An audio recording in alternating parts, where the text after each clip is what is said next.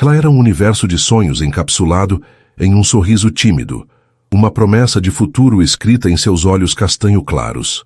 Aos 17 anos, Isadora acreditava no amor com a pureza de quem nunca teve o coração partido. Mal sabia ela que a maior de todas as felicidades e a mais profunda das dores estavam prestes a se chocar em sua vida, deixando para trás os cacos de uma promessa quebrada e o milagre de uma nova vida que ela protegeria com a ferocidade de uma leoa. Se o começo dessa história já tocou seu coração, deixe o seu gostei para eu saber. Aproveita, se inscreve aqui no Histórias que Prendem Você para não perder nenhum capítulo dessa trama. E deixe seu nome nos comentários. Quem sabe ele não aparece com uma saudação especial em uma futura história aqui do canal. Queremos compartilhar narrativas que aquecem a alma e mostram que o amor sempre encontra um caminho.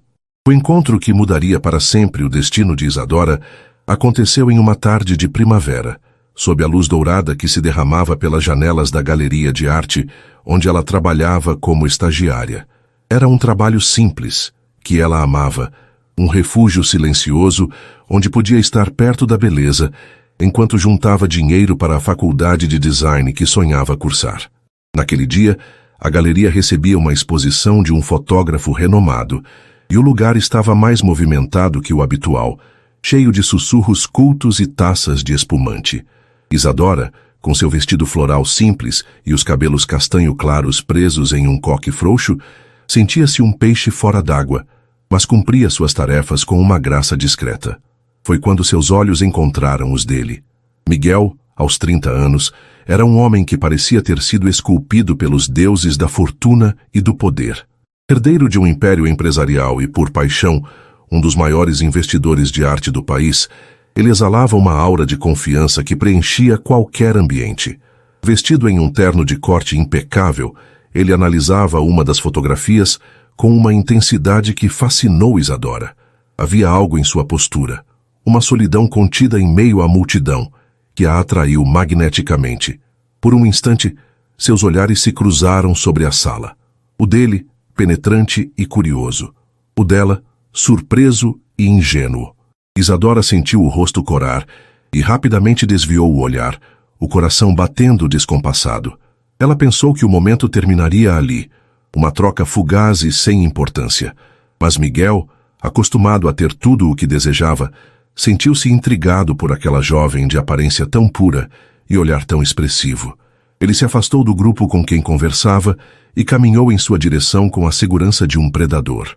Você parece entender a alma desta fotografia mais do que todos os críticos juntos, ele disse, sua voz grave e aveludada, causando um arrepio na espinha de Isadora. Ela ergueu o olhar, surpresa. Eu? Eu sou apenas uma estagiária, senhor. Apenas aprecio a beleza. A beleza reconhece a si mesma, ele respondeu com um sorriso de canto que era ao mesmo tempo charmoso e perigoso. Meu nome é Miguel. Isadora.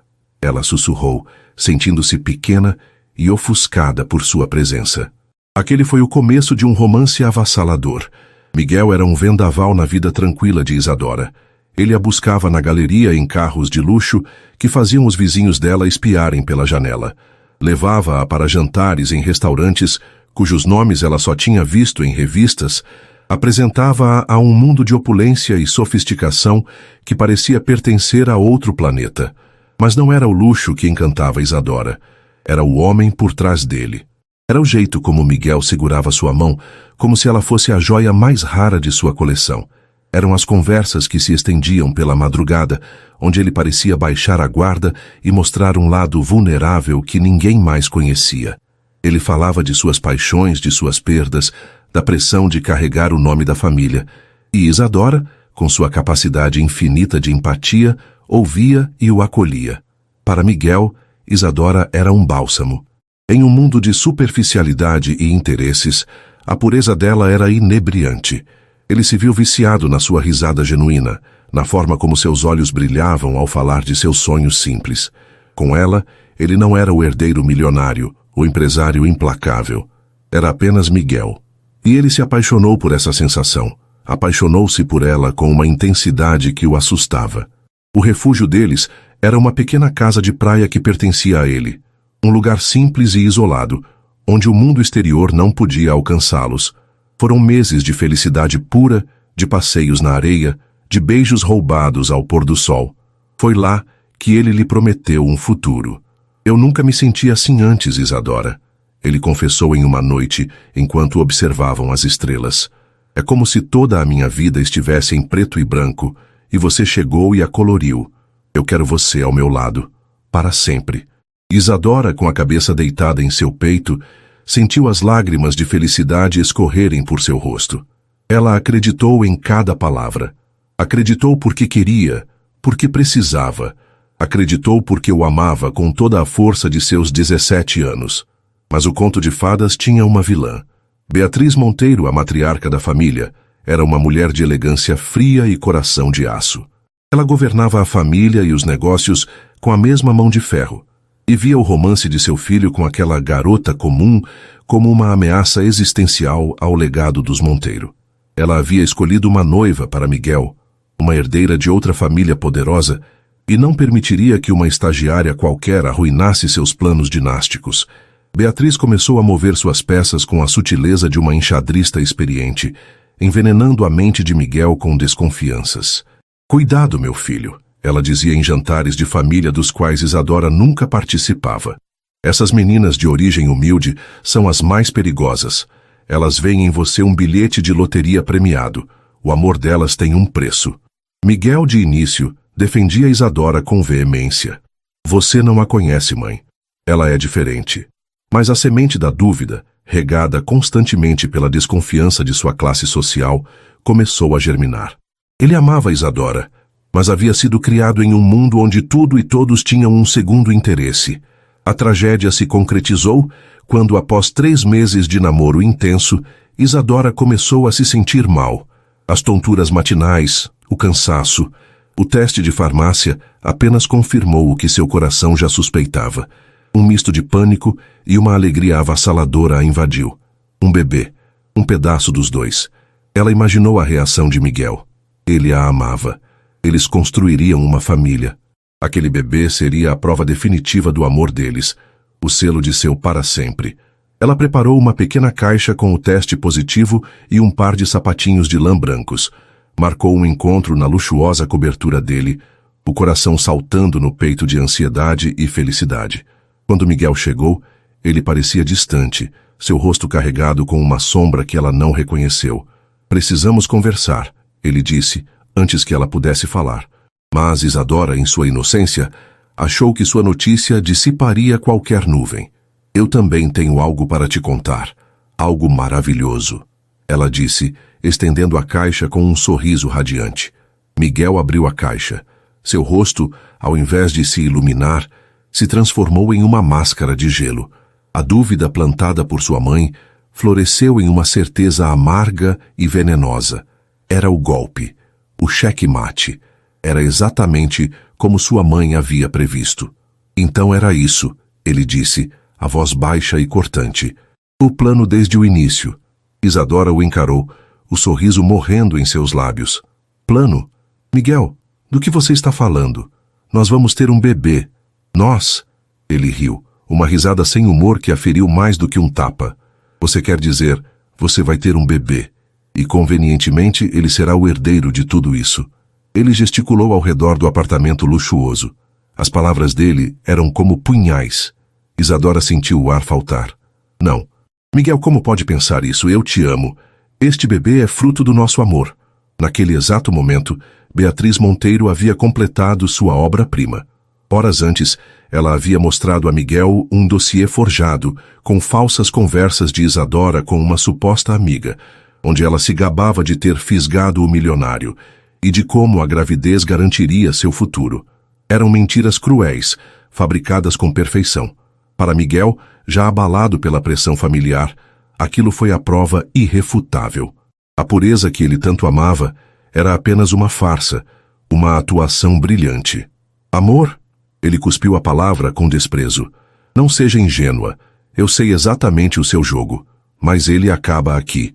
Ele caminhou até sua escrivaninha, pegou um talão de cheques e o jogou na mesa de centro. Quanto você quer para desaparecer?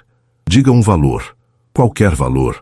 Considere um pagamento pelo seu tempo e esforço.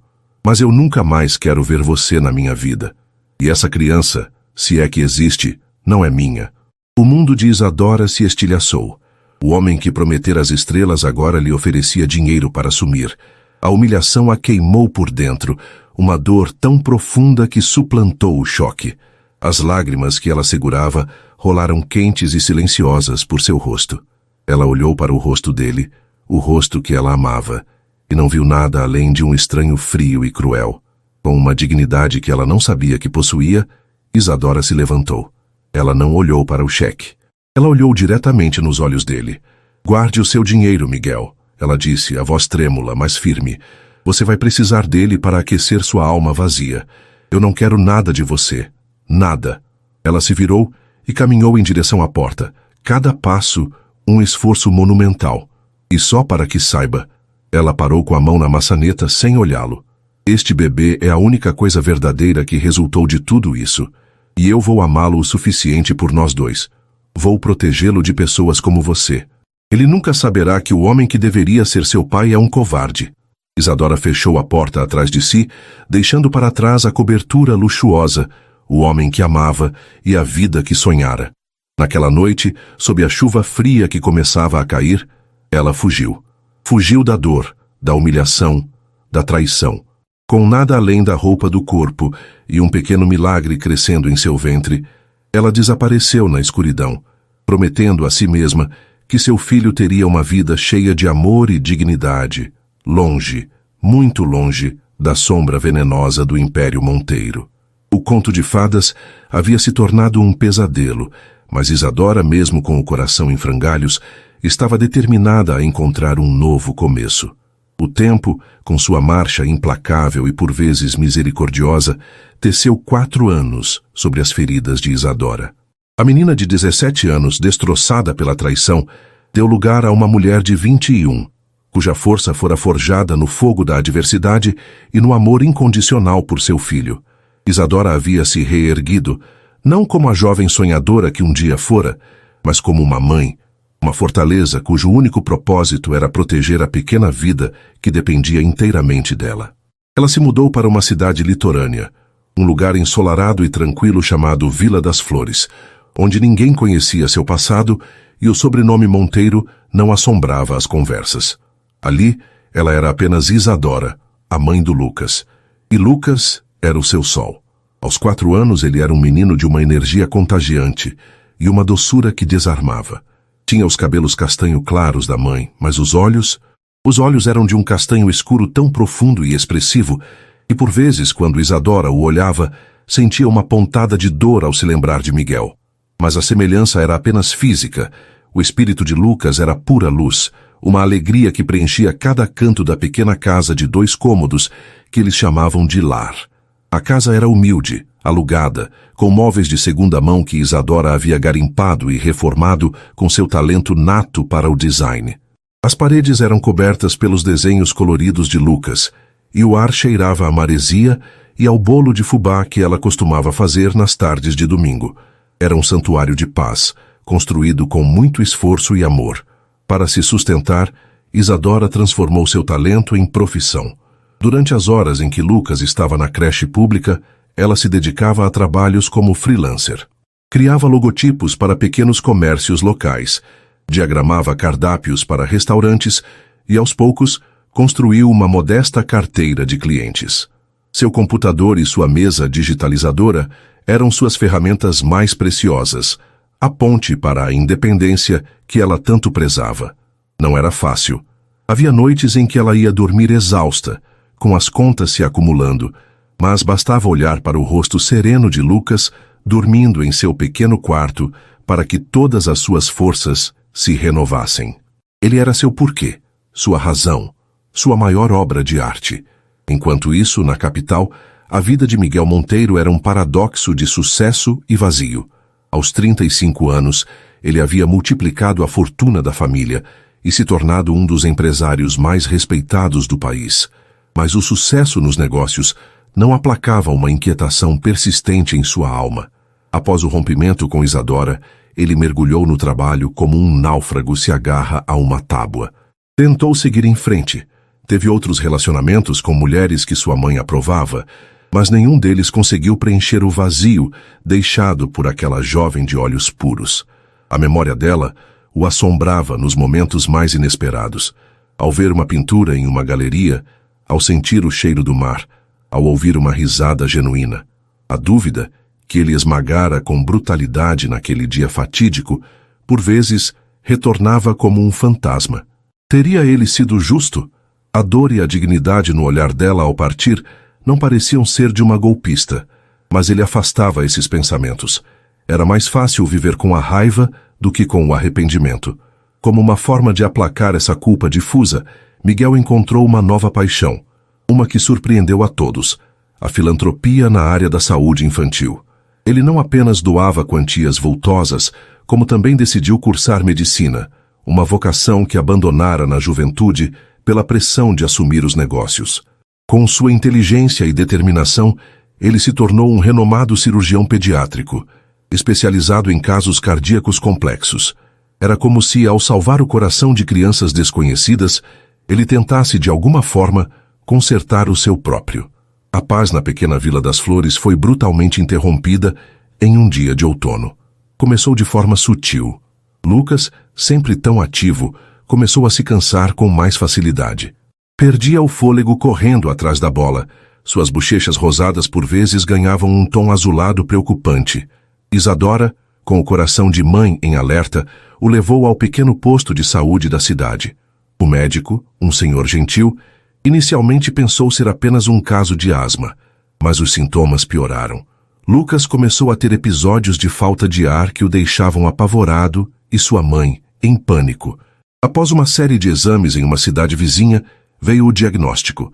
Uma sentença que roubou o chão dos pés de Isadora. Tetralogia de Fallot, uma cardiopatia congênita grave. O médico foi direto. A condição de Lucas era complexa e se agravara. Ele precisava de uma cirurgia corretiva urgente, um procedimento de peito aberto, de alto risco, que só poderia ser realizado por uma equipe extremamente especializada. Sinto muito, minha jovem, disse o cardiologista com o olhar cheio de compaixão. Não temos estrutura para isso aqui. A única chance para o seu filho é o Hospital Monte Sinai, na capital. É o melhor centro de cardiologia pediátrica do país. Eles têm uma equipe liderada por um cirurgião que faz milagres, Dr. Miguel Monteiro. O nome a atingiu como um soco no estômago. Miguel. O mesmo Miguel. O mundo girou. Não podia ser. Era uma cruel peça do destino, um pesadelo do qual ela não conseguia acordar. Por um momento a negação a dominou. Qualquer lugar, menos lá. Qualquer médico, menos ele.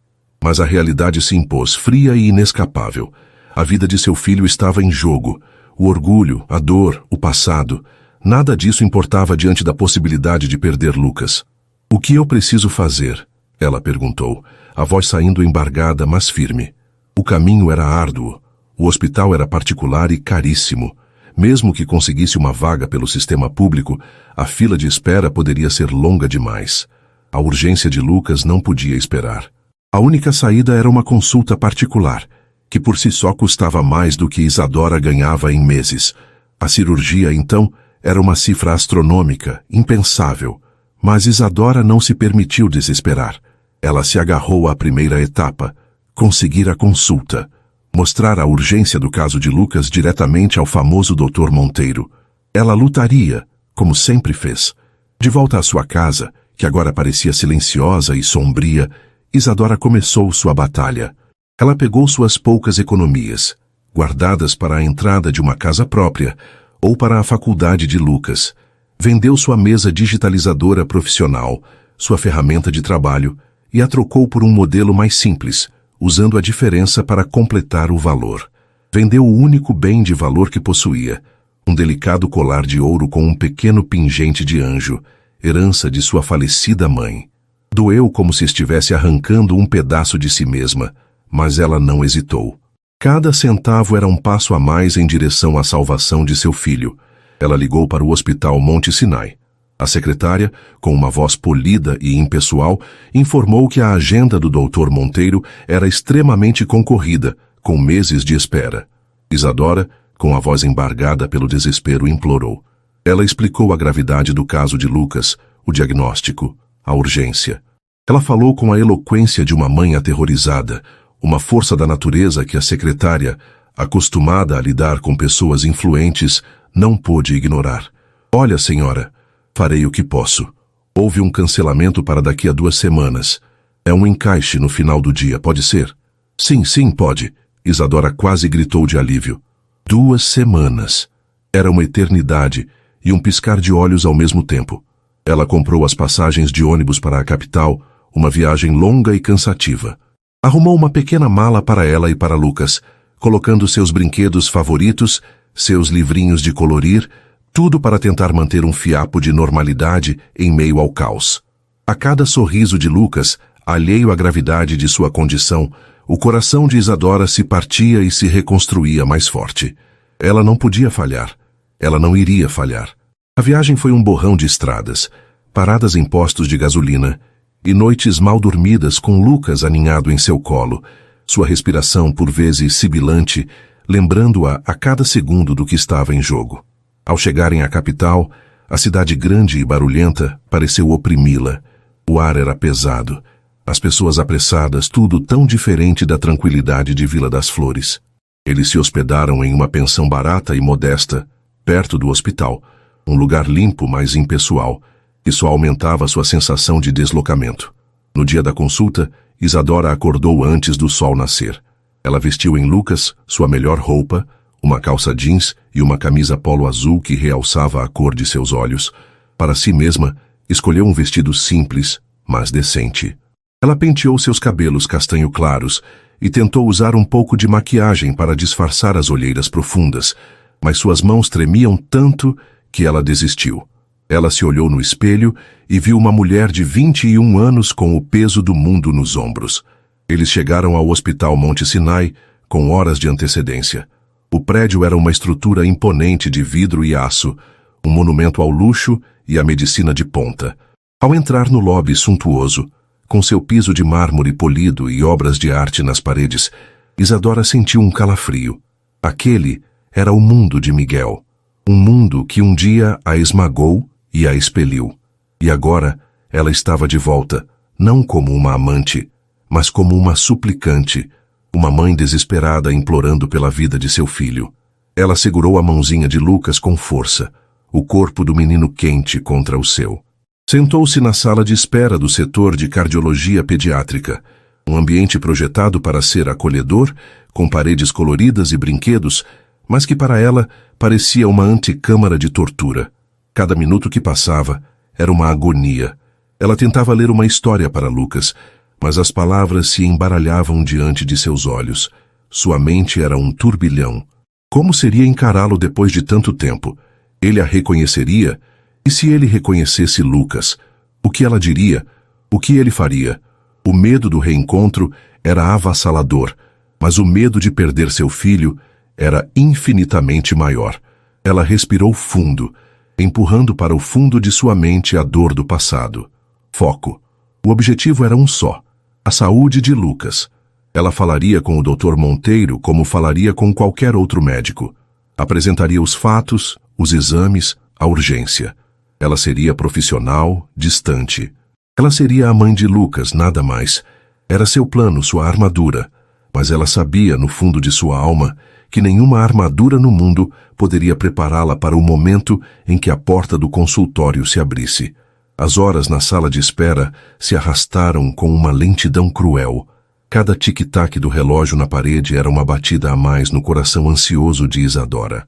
O ambiente, que tentava ser lúdico, com seus desenhos de animais e brinquedos educativos, parecia zombar do terror que a consumia por dentro.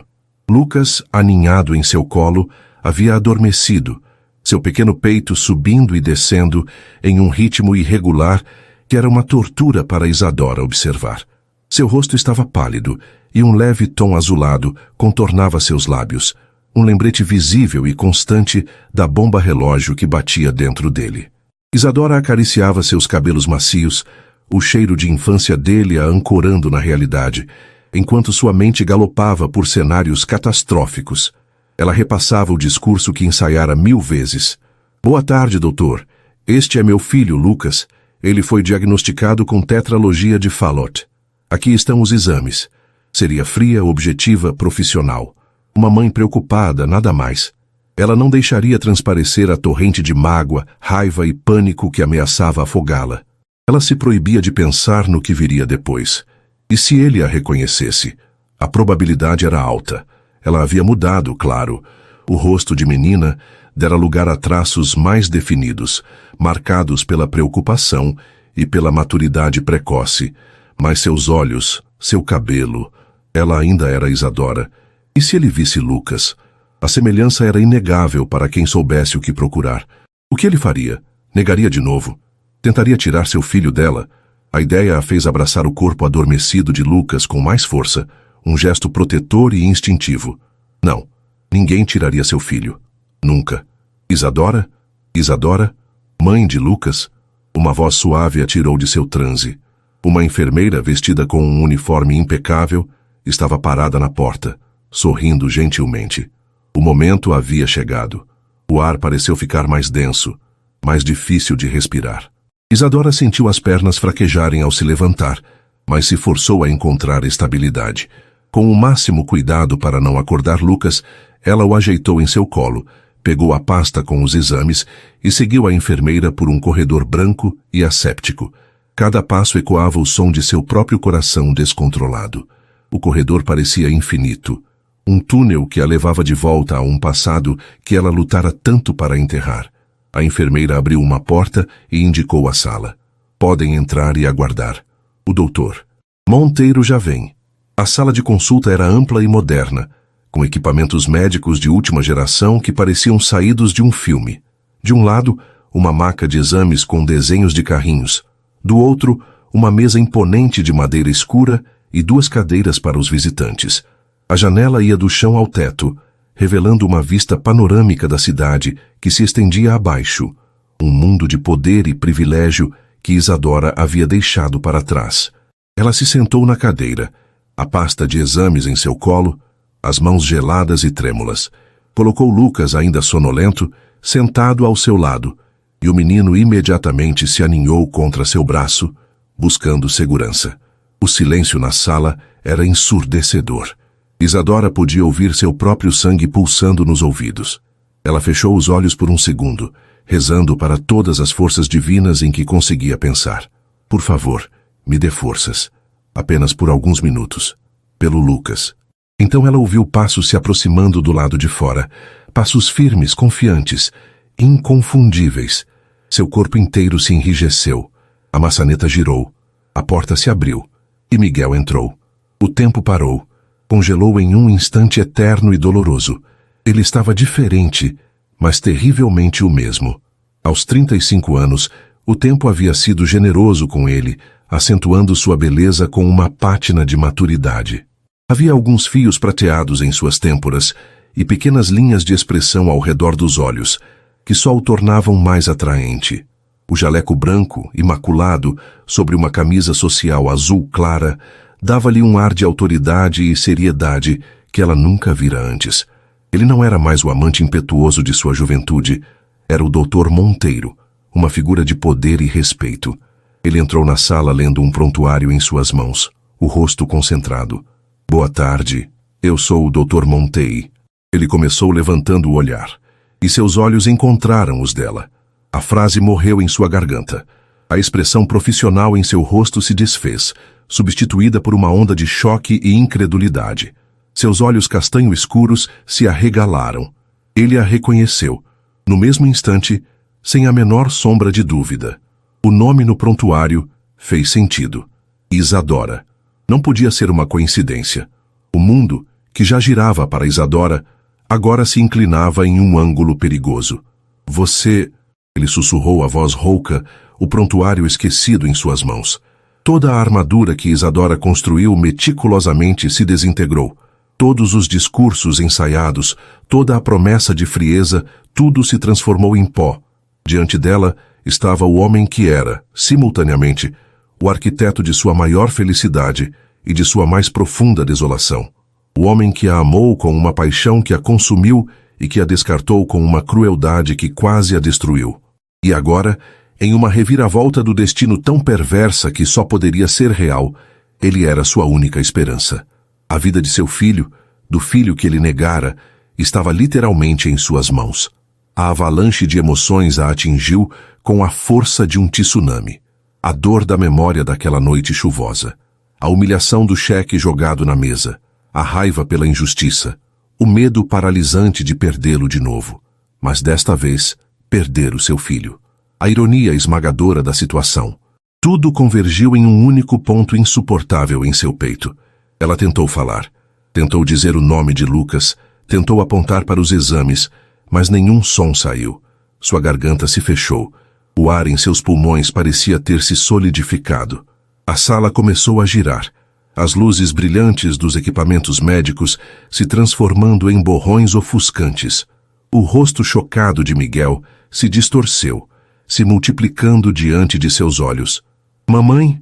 A vozinha fraca de Lucas a chamou, percebendo o estado dela. Aquele som, a voz de seu filho, foi a última coisa que ela registrou antes que a escuridão a engolisse por completo. As forças que a mantiveram de pé por 4 longos anos, a adrenalina, a determinação, o amor feroz, tudo se esvaiu de uma só vez. Suas pernas cederam. O controle que ela mantinha com unhas e dentes sobre si mesma se rompeu. Com um suspiro suave, Isadora tombou para o lado, seu corpo caindo da cadeira em um movimento lento e silencioso, desmaiando no chão frio e polido do consultório. Miguel, paralisado pelo choque do reencontro, foi arrancado de seu estupor pelo som suave do corpo dela batendo no chão. O instinto de médico assumiu o controle. "Isadora!" ele gritou, correndo para o lado dela. Ele se ajoelhou, verificando seu pulso, sua respiração. Pulso fraco, mas estável. Uma síncope vasovagal, provavelmente causada pelo estresse extremo. Ele a ajeitou no chão, erguendo suas pernas para ajudar o fluxo sanguíneo a retornar ao cérebro. "Enfermeira!" ele berrou em direção à porta. Uma enfermeira entrou correndo, os olhos arregalados. "Doutor, prepare uma sala de observação, rápido!" ele ordenou, sua voz carregada de uma urgência que era tanto profissional quanto pessoal. Enquanto a enfermeira saía para cumprir a ordem, Miguel se virou. E foi então que ele realmente viu a criança. O menino, que até então estava parcialmente escondido pelo corpo da mãe, agora estava sentado na cadeira, encolhido, os olhos enormes e assustados fixos nele. O menino tinha os cabelos castanho claros de Isadora, mas o resto era um soco em seu estômago. Miguel se levantou lentamente, como se estivesse se movendo debaixo d'água. Ele se aproximou da criança, o coração batendo de uma forma que não batia há anos. Ele olhou para o rosto pequeno e pálido, para o formato do queixo, para a curva da boca, e então ele olhou nos olhos do menino, olhos castanho escuros, profundos, assustados, e que eram uma cópia exata dos olhos que o encaravam de volta no espelho todas as manhãs. O mundo de Miguel Monteiro, o médico, o empresário, o homem que pensava ter tudo sob controle, ruiu naquele exato instante. O prontuário que ele deixara cair no chão estava aberto na página de identificação. Nome do paciente: Lucas. Idade: 4 anos. O cálculo foi instantâneo. A matemática, brutal. A verdade que ele havia negado e enterrado sob camadas de orgulho e mentiras explodiu em sua cara com a força de uma supernova, deixando-o cego, surdo e completamente devastado. O tempo, que antes se congelara, agora se estilhaçava em 1 milhão de fragmentos caóticos na mente de Miguel. O som da porta se abrindo, as vozes apressadas das enfermeiras, o movimento eficiente para colocar Isadora em uma maca, tudo parecia distante, abafado, como se ele estivesse submerso em um oceano de culpa. Seu corpo agia por instinto, o médico dentro dele dando ordens claras e precisas. Monitoramento cardíaco, acesso venoso com soro fisiológico. Quero exames de sangue completos. Verifiquem os níveis de glicose e eletrólitos. Levem-na para a sala de observação 2. Mas sua alma, seu ser, estava paralisado, ajoelhado metaforicamente diante de um menino assustado em uma cadeira. Quando Isadora foi levada para fora da sala, um silêncio pesado e denso se instalou. Restaram apenas ele e a criança. O O menino. Seu filho. A palavra ecoava em sua cabeça, uma verdade tão monumental que parecia grande demais para caber em seu crânio.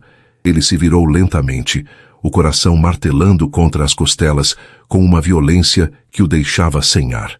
Lucas o observava, os olhos enormes e cheios de lágrimas silenciosas, o corpo pequeno encolhido na cadeira, como um animalzinho assustado.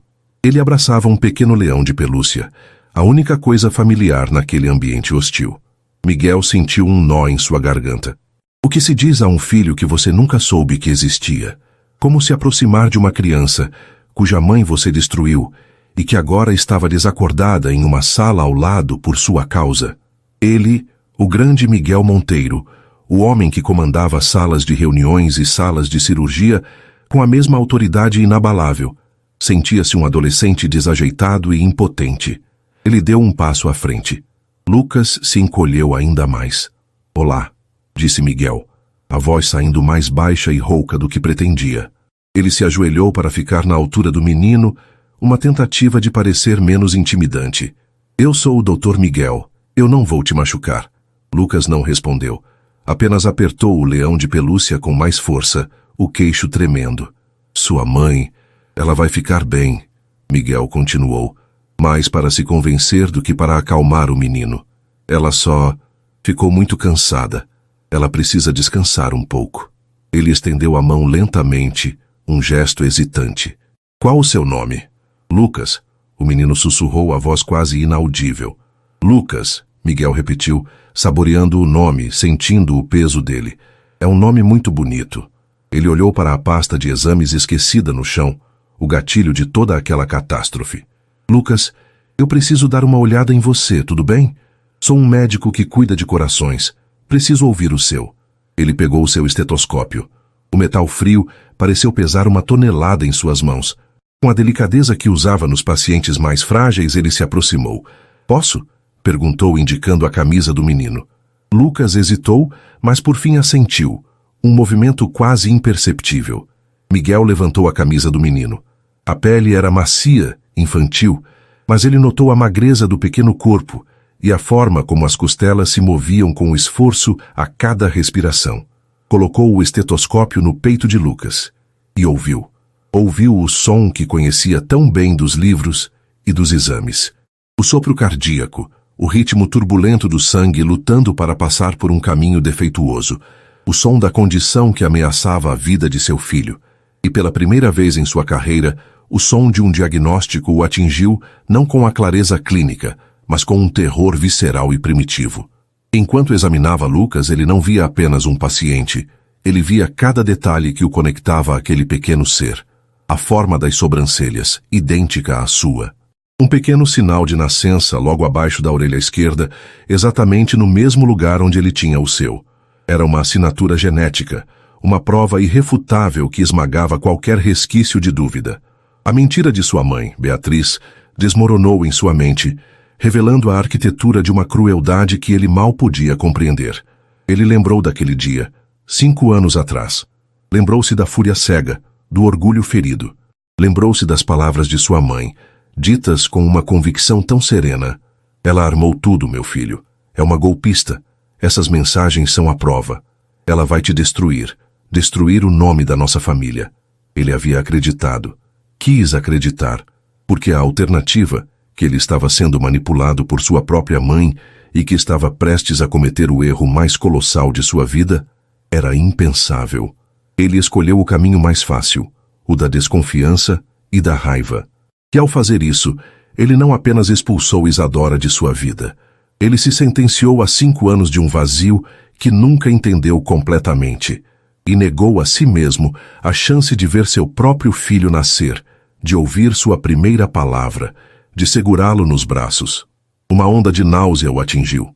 A culpa era um veneno queimando suas entranhas. Ele havia chamado Isadora de mentirosa, de interesseira. Havia jogado um cheque em seu rosto. E ela, com uma dignidade que ele agora entendia ser monumental, havia lhe dado as costas e enfrentado o mundo sozinha. Sozinha. Criou o filho deles, amou-o, protegeu-o e agora estava ali, disposta a enfrentar seu maior demônio para salvá-lo. A força dela o humilhava. O amor dela por Lucas era um espelho que refletia a sua própria falha abissal. Terminando o exame, ele cobriu o menino novamente. Você é muito corajoso, Lucas, disse ele, a voz embargada. Naquele momento ele deixou de ser apenas o médico. Ele se tornou o pai. E com essa transformação veio um instinto protetor feroz, uma determinação de aço. Ele não ia deixar nada acontecer com aquele menino. Ele moveria o céu e a terra. Desafiaria a própria morte se preciso fosse. Levantando-se, ele pegou o telefone. Sua voz ao dar ordens não era mais a do médico-chefe. Era a de um rei comandando seu exército para a batalha mais importante de sua vida. Carla, quero a sala de cirurgia 1, a híbrida, bloqueada para mim. Cancele minhas cirurgias eletivas da semana. Quero a equipe cardíaca de prontidão. Dr. Alves na anestesia, Dra. Lemos como minha primeira assistente. Quero um ecocardiograma transtorácico e uma ressonância magnética cardíaca para o paciente Lucas. Agora, prioridade máxima, e quero os resultados na minha mesa assim que estiverem prontos. Ninguém entra e ninguém sai daquele setor de imagem até terminarem.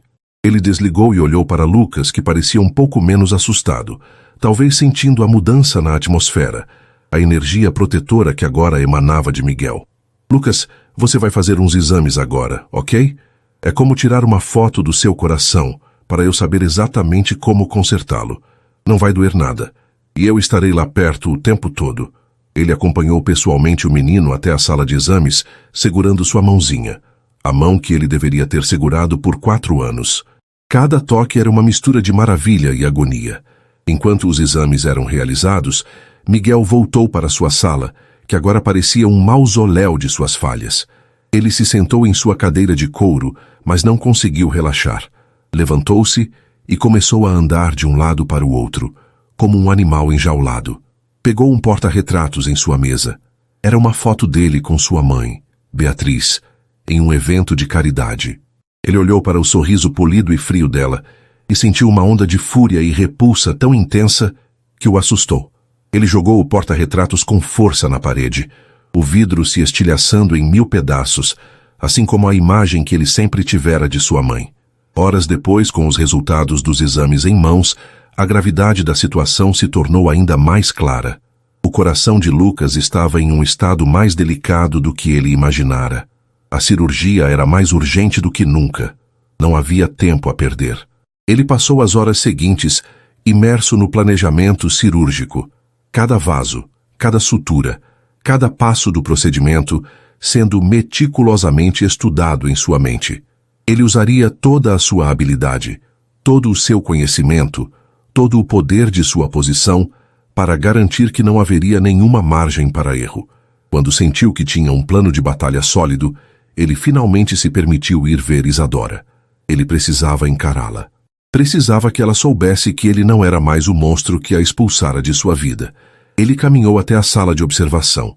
Isadora ainda dormia, o rosto pálido contra o travesseiro branco, parecendo ainda mais jovem e frágil.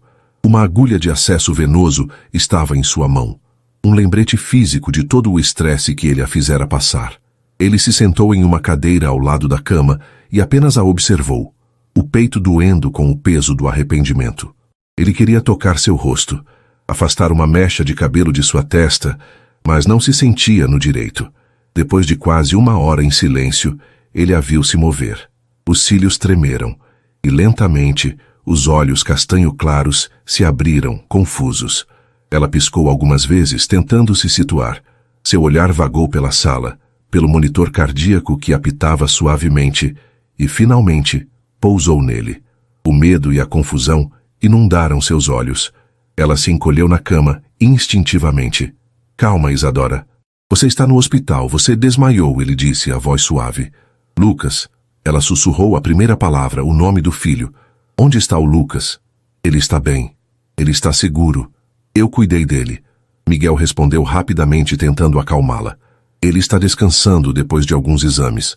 Isadora o encarou, a mente ainda nebulosa, tentando processar tudo. Ela olhou para o rosto dele e não viu a frieza cruel que se lembrava. Viu um homem com os olhos vermelhos, o rosto marcado por uma angústia profunda. Viu um homem que parecia ter envelhecido 10 anos nas últimas horas. A dinâmica entre eles havia mudado fundamentalmente, e mesmo em seu estado de fraqueza, ela sentiu isso. Você, ela começou, a voz ainda fraca. Você sabe. Não era uma pergunta, era uma afirmação. Miguel não conseguiu desviar o olhar. Ele apenas assentiu uma única vez. E naquele gesto, ele confessou tudo. O reconhecimento, a culpa, a verdade. Sim, Isadora, ele disse, a voz quebrada pela emoção. Eu sei, ele é meu filho. A confissão de Miguel pairou no ar estéril do quarto de hospital. Uma verdade tão pesada e tão crua que parecia ter uma força gravitacional própria, puxando todo o oxigênio para si. Isadora o encarou da cama, o coração batendo descontroladamente. Uma sinfonia de dor, raiva e uma exaustão profunda. A validação que ela em segredo ansiou por anos, a confirmação de que não estava louca, de que seu amor fora real, chegava agora da forma mais dolorosa e complicada possível. As lágrimas que ela jurara nunca mais derramar por ele brotaram em seus olhos e escorreram por suas têmporas molhando o travesseiro. Como? Ela sussurrou a voz quebrada. Como você ousa dizer isso agora? Onde você estava nos últimos 4 anos? Onde você estava nas noites em que ele queimava de febre? Nas festas de aniversário em que ele perguntava por que não tinha um pai como os outros meninos? Onde você estava, Miguel? Cada pergunta era um punhal que Miguel aceitava de bom grado, pois sabia que merecia cada centímetro da lâmina. Ele não se defendeu, apenas absorveu a dor dela, o rosto contorcido em uma máscara de puro remorso. Eu não estava em lugar nenhum, Isadora, e essa é a minha vergonha, o meu inferno pessoal, disse ele, a voz embargada. Eu não tenho desculpas, apenas uma explicação. Uma explicação que não apaga a minha culpa, mas que eu preciso que você ouça. Por favor. Com os olhos fixos nos dela, ele começou a falar. Ele desfiou a teia de mentiras tecida por sua mãe, Beatriz. Contou sobre a pressão para um casamento arranjado, sobre as dúvidas que ela plantara sutilmente em sua mente, sobre a forma como ela o envenenara contra a pureza do que eles tinham. E então, ele contou sobre o golpe final. O dossiê forjado, as conversas falsas, a prova de que ela era uma interesseira. Eu fui um tolo, Isadora. Um cego arrogante, ele confessou, levantando-se e começando a andar pelo quarto, incapaz de ficar parado. Eu queria acreditar na mentira dela, porque era mais fácil do que confrontá-la, do que lutar contra o mundo em que fui criado. Eu deixei meu orgulho e a desconfiança me transformarem no monstro que você conheceu naquele dia. E quando eu vi você partir, com aquela dignidade que me assombrou por todos esses anos, uma parte de mim sabia que eu estava cometendo um erro, mas eu enterrei essa dúvida, e por isso eu nunca vou me perdoar. Ele parou e a encarou. Depois que você desmaiou e eu vi o Lucas, eu soube. A verdade me atingiu, eu fui para casa como um furacão e confrontei minha mãe. Eu a encurralei e mostrei uma foto de Lucas que tirei no meu celular, e ela confessou tudo. Riu, dizendo que fez isso para me proteger, para proteger o nome da nossa família. A revelação da manipulação não trouxe alívio para Isadora, apenas uma nova camada de náusea. A dor não era apenas por causa de Miguel, mas por causa de um sistema, de uma família que a via como tão insignificante que não hesitou em esmagá-la. E o que você espera que eu faça com essa informação, Miguel? Ela perguntou, a voz fria como gelo.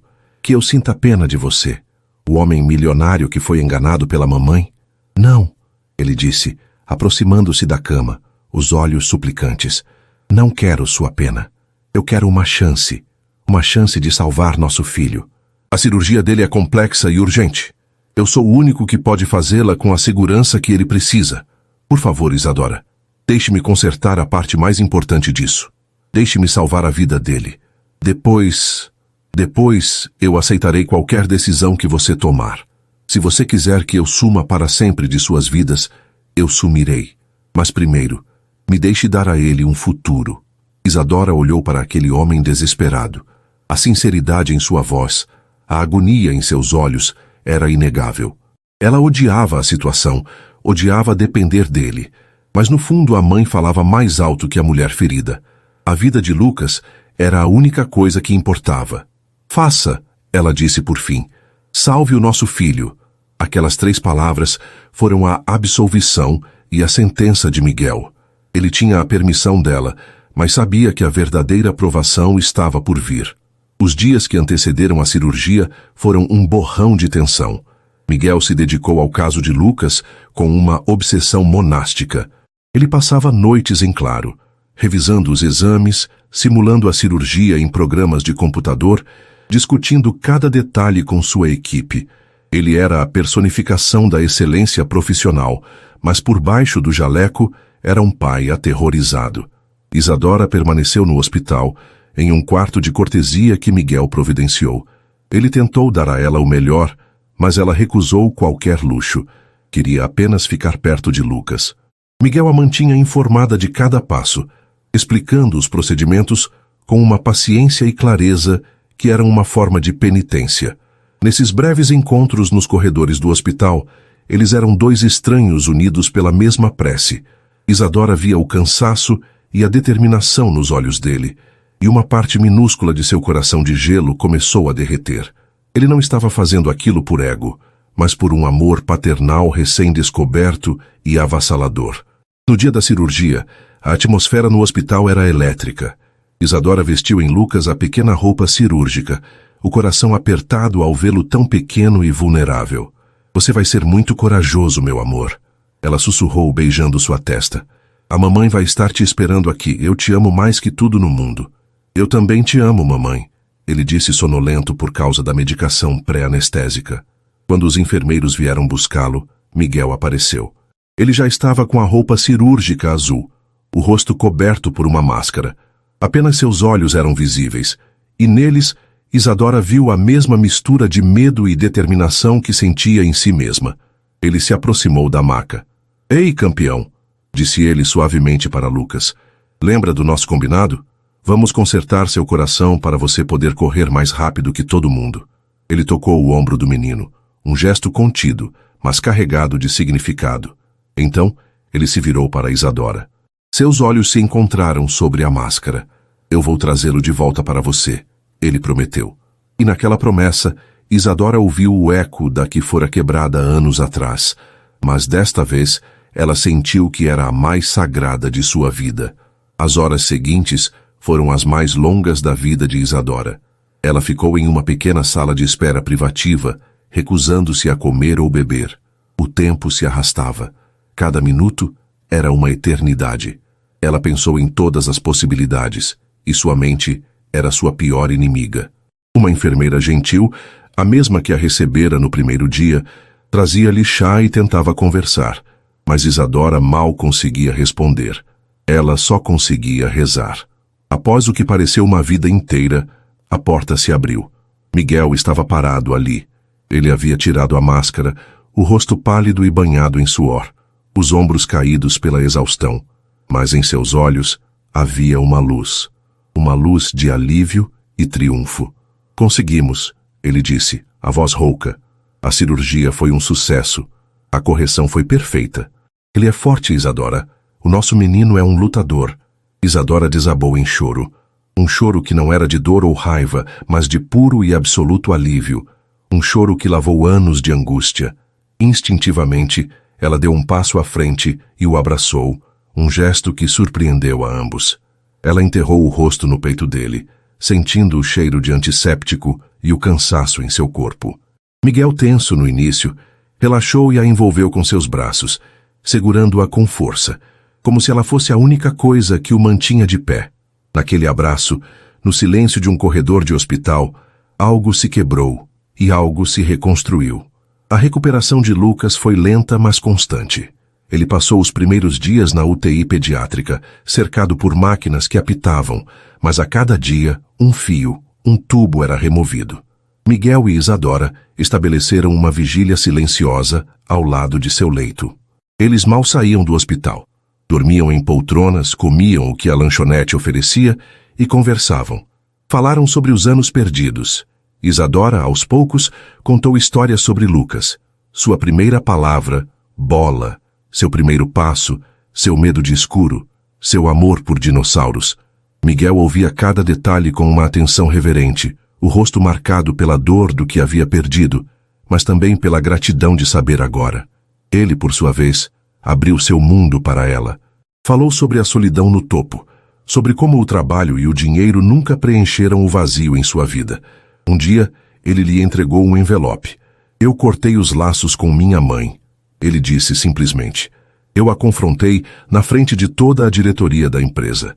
Exigi que ela pedisse perdão a você. Ela se recusou. Então eu a removi de seu cargo e de minha vida. Eu escolhi minha família, Isadora, e minha família são vocês. Dentro do envelope havia documentos legais. Um deles era um fundo fiduciário de valor incalculável em nome de Lucas, garantindo seu futuro para sempre. O outro era um pedido formal de reconhecimento de paternidade. E o último era uma escritura. A escritura da pequena casa de praia onde eles haviam sido felizes. Ele a havia colocado no nome dela. Eu não quero seu dinheiro, Miguel, disse ela, empurrando o envelope. Não é dinheiro, é segurança. É um pedido de desculpas. É um começo. Ele insistiu. Por favor, aceite. Deixe-me cuidar de vocês. Não como uma obrigação, mas porque eu quero. Porque eu amo vocês. A palavra amo a pegou de surpresa. Quando Lucas finalmente foi transferido para um quarto normal, a dinâmica mudou. Ele estava mais alerta, mais interativo. E ele começou a observar Miguel. Via o jeito como o Dr. Miguel o tratava. Não apenas como médico, mas com um carinho e uma admiração que a criança, em sua sabedoria intuitiva, começou a entender. Numa tarde, enquanto Isadora lia uma história para ele, Lucas interrompeu. Mamãe, o Dr. Miguel pode ser meu amigo? Isadora olhou para Miguel, que estava sentado do outro lado da cama, e viu os olhos dele se encherem de lágrimas. Claro, meu amor, respondeu Isadora. Acho que ele adoraria isso. Chegou o dia da alta. O sol brilhava lá fora, um contraste vibrante com os dias sombrios que eles haviam passado. Lucas, vestido com roupas normais, parecia outro menino. Suas bochechas estavam rosadas, sua respiração era calma e regular. Ele segurava a mão de Isadora com uma mão e, após um momento de hesitação, estendeu a outra para Miguel. Miguel a segurou como se fosse o tesouro mais precioso do mundo. Os três caminharam para fora do hospital para a luz do sol. Não era um final de conto de fadas. As cicatrizes, tanto as visíveis no peito de Lucas, quanto as invisíveis nos corações de Isadora e Miguel, ainda estavam lá. A confiança era uma planta frágil, que precisaria de muito tempo e cuidado para crescer.